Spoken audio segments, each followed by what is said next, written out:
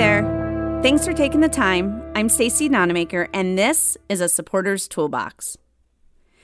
In the past few months or so, I have heard the word spark, and it was used in very different contexts, and both times it really got me thinking.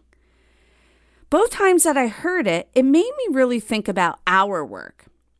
You see, the first time I heard it was when my kids' band director unveiled their indoor percussion show theme. It was Spark.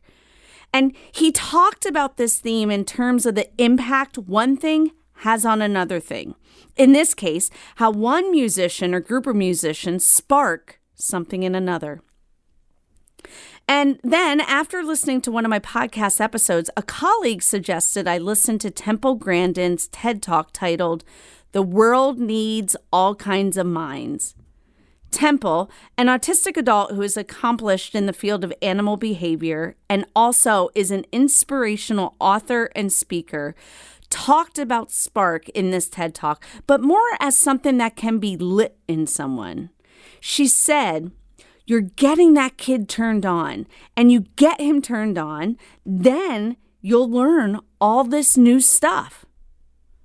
Both the band director and Temple really emphasize the impact that we can have on other people, to grow, to find something that excites them, to engage them, to get them out of their box, and to learn new things.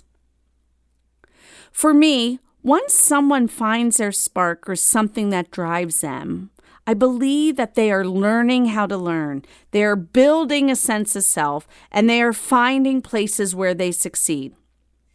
Psychologists have determined finding the meaning in our lives and embarking on a path where we're constantly improving and growing as people is important to us all. And that as our brains learn and discover new things, we find out what we really want, and we become just plain and simple, happier. Those neural pathways are formed, and we start to feel more alert, more alive, and more motivated to achieve our goals and with life in general. I remember when I spent my high school years babysitting a deaf child, how this role just filled me up. It made me feel like I was having an impact on her life, and I wanted more of that feeling. It's no surprise where I ended up in my career, right? So how do people usually find their spark, and what brings out the best in them? Well, they volunteer for a project that may be out of their box, they sign up for professional and personal development courses, or they take classes and training that gets them to the next level in their job. They may explore their yearnings, something that propels them forward towards their goals, and they connect with others around them. We have all done some or even one of those things, but let's bring it back to you. What, as a supporter, can you do to support someone to find their spark? You can help folks to connect with their emotions and yearnings with things like yoga, meditation, and journaling. Some believe that our emotions are simply physical reactions in the body, and without movement, these emotions can get stuck in the body and actually block our innate energy. And some believe that becoming more aware of what was going on in the present moment through meditation and journaling can help people identify and connect with their spark, to get unstuck.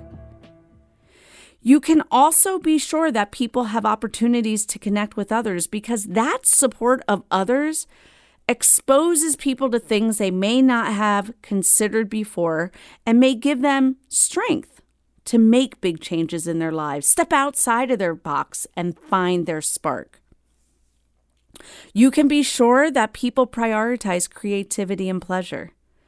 Not only does it open up opportunities to find something that may provide that spark again, but generally, being creative and finding things that bring you pleasure help you feel that spark for life.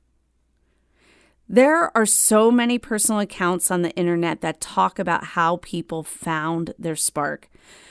One particular life coach shared some questions that help people explore things about themselves that help them find their spark. They are worth sharing and considering as discussion points for the person you support. Things like, what have you done that is easy for you and doesn't feel like work? The things that others compliment you on.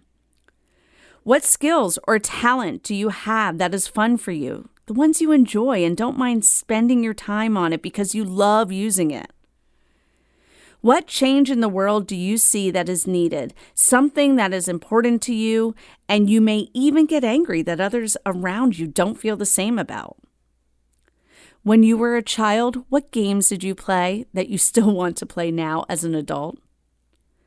What gives you energy each time you do it? Something that gets you excited when you are doing it. Do you dream about doing something that you haven't shared with anyone before? Is there a person, cause, or project that you find worth fighting for?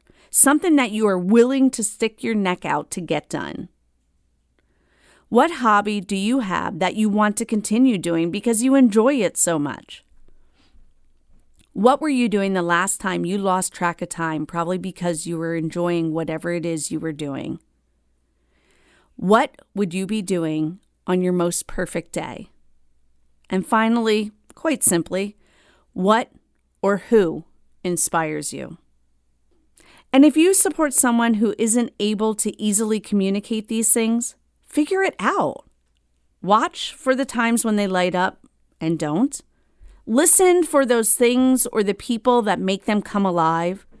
Figure out how to help them relate to these questions. But step out of your box and figure out the answers to these questions, because you will get so much information about how you can help someone find that spark, that reason to get out of bed in the morning and do all the things that may not be what you would choose to do or the things that you just simply need to do. Because we all need a little bit more of that in our lives. Again, thanks for taking the time.